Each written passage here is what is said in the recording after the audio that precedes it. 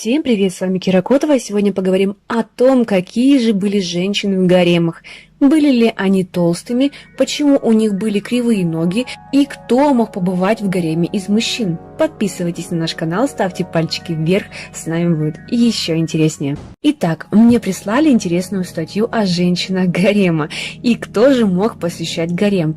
Я была сильно удивлена, давайте разбираться. Горе, автор статьи, утверждает, что женщины в гаремы попадали худыми, потом толстели, но худоба – это признак болезни. Странно, не правда ли? В гаремы попадали в основном девушки-иностранки, все они были разного телосложения. Идеальная фигура считалась соотношением между талией и бедрами 2 к 3. Перед тем, как попасть в гарем, девушку тщательно осматривали лекари. Внимание уделялось на ровный цвет кожи, а также проверяли, не храпит ли она ночью. Автор утверждает, что из-за того, что женщины вели малоподвижный образ жизни и все время ели сладкое и пили сладкий кофе, они сразу толстели. Но, увы, опять не так.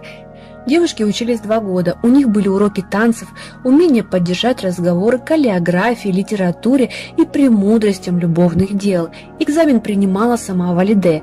Если девушки не проходили экзамен, то шли на кухню или помогали другим рабыням вести домашнее хозяйство.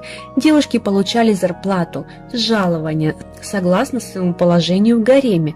Сладость у женщин были в основном орехи, изюм, пахлава. Праздничное блюдо являлось разные орехи в меде, но не уделяли они такое предпочтение щербету и рахат-лукуму, как показывали в Великолепном веке. Женщины поправлялись в гареме, но не из-за малого подвижного образа жизни. Когда женщины подозревали, что они в положении, из-за конкуренции они пытались скрыть свою беременность как можно дольше. Из-за этого они и набирали вес, так как наложницы могли толкнуть или подсыпать яд. Кто мог попасть в гарем из мужчин? Самые приближенные к султану. Была история, когда художник попал в гарем по разрешению султана. После того, как он вышел, султан ему разрешил выбрать себе рабыню. Мужчина отказался и поспешил скрыться, так как по его рассказу мало кто оставался жив после того, как посещал султанский гарем. В гарем могли попасть музыканты, что свидетельствует история, когда любимая наложница султана изменила ему с юным музыкантом. До султана это все донесли, но султан не поверил, а мужчину казнил для своей репутации. Наложницу он не наказал.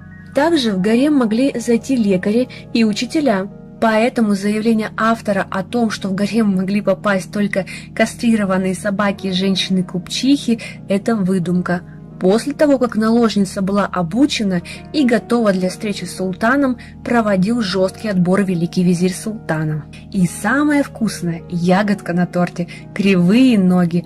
Автор пишет, что у женщин были кривые ноги из-за того, что она поправлялась, сидела много по-турецки и не получала витамин D, скудно питалась. Из-за этого наступала деформация ног. Начнем с того, что наложницы имели право выйти на улицу и даже поехать к родным в гости. Были случаи, когда лекарь настоятельно советовал сменить место пребывания, и девушку отправляли в отпуск по здоровью. Питались девушки тоже хорошо. Мясо, рыба была у девушек в меню. Изучив всю статью, которую вы прислали, нашего горе-автора, он основывается на художественных романах о Роксолане, что не является историческим достоверным источником информации.